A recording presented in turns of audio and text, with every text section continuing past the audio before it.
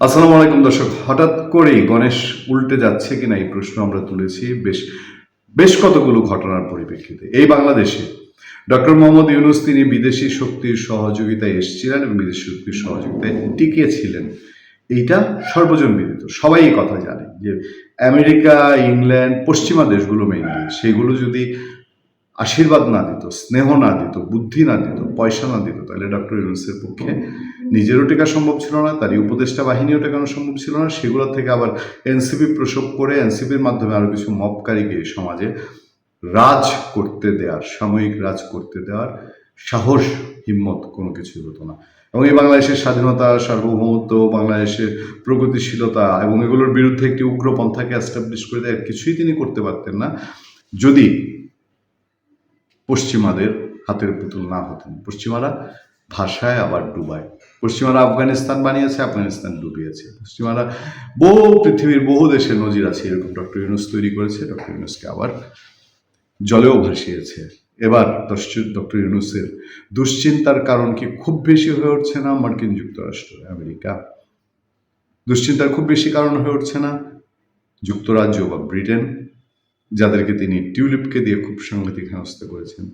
তার জন্য কি এখন ইউরোপীয় ইউনিয়নও কিছুটা দুশ্চিন্তার কারণ হয়ে পড়ছে যে একতরফা এই নির্বাচনের দিকে এই দেশগুলো আসলে শেষ পর্যন্ত কতটা ডক্টর মোহাম্মদ ইউনূসকে সমর্থন দিবে?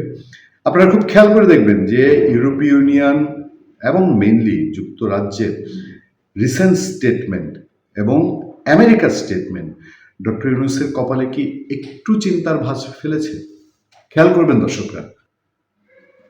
বাংলাদেশে নিযুক্ত আমেরিকার রাষ্ট্রদূত ব্রেন্ট ক্রিস্টেনসন পা দেওয়ার সাথে সাথে আমরা বুঝছিলাম লক্ষণ কিন্তু ভালো না। ব্রেন্ট ক্রিস্টেনসনকে ডোনাল্ড ট্রাম্প কি মিশন নিয়ে পাঠিয়েছেন, বুঝে শুনেই পাঠিয়েছেন, এবং তিনি ওই বাইডেন প্রশাসনের পিটার হাস পাঠাননি।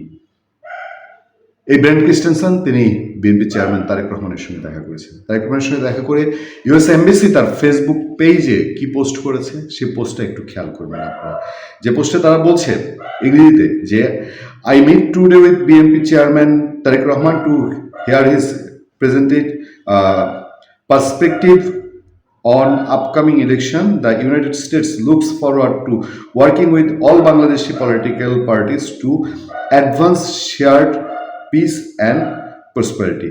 আসন্ন নির্বাচন সম্পর্কে বিএনপি চেয়ারম্যান তারেক রহমানের দৃষ্টিভঙ্গি জানতে আমি তার সঙ্গে সাক্ষাৎ করেছি। যুক্তরাষ্ট্র শান্তি ও সমৃদ্ধির অভিন্ন লক্ষ্যকে এগিয়ে নিতে বাংলাদেশের সব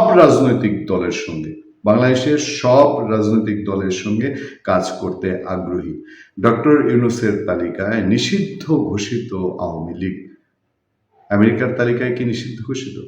আমেরিকা পলিটিক্যাল পার্টি বলতে একটা সুস্থ মাথার মানুষ যেরকম আওয়ামী লীগ সহ বুঝবে, আমেরিকান রাষ্ট্রদূত, নতুন রাষ্ট্রদূত তখন বলছেন যে বাংলাদেশের সব রাজনৈতিক দলের সঙ্গে কাজ করতে আগ্রহী। ডক্টর ইউনূসের জন্য এটা ঘুম হারাম হয়ে যাওয়ার কথা না?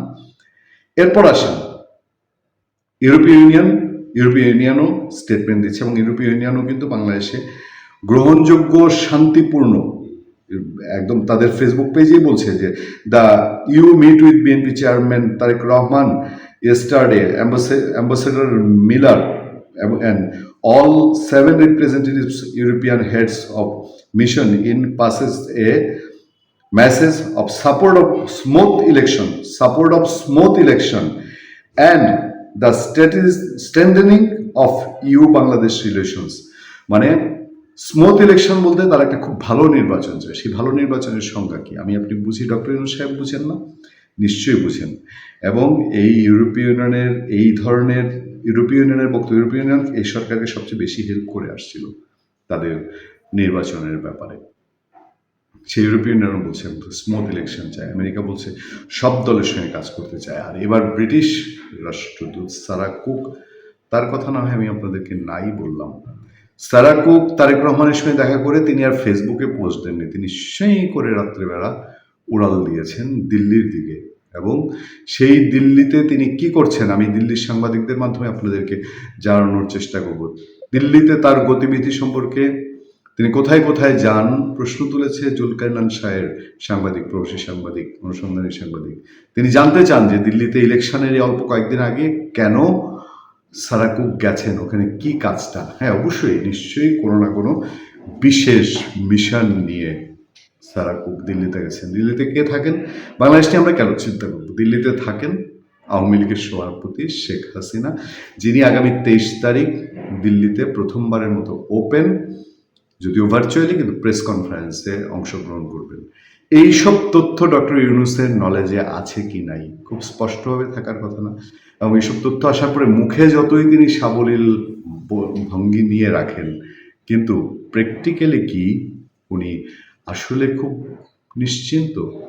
তাদের চোখে মুখে উপদেষ্টাদের কথাবার্তায় দেখতে পাচ্ছেন না যে ঘুম হারাম হয়ে গেছে? তাদের পেয়ারের গণভোটের হেরে যেতে পারে, হেরে যেতে বসেছে, এই জন্য একদম উঠে পড়ে লেগেছে।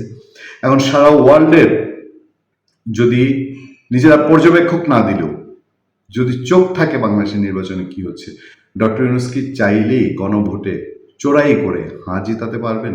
যা ছাড়া তার আর কোনো পথ নাই এই বাংলাদেশে হাঁকে জিতিয়ে আনার।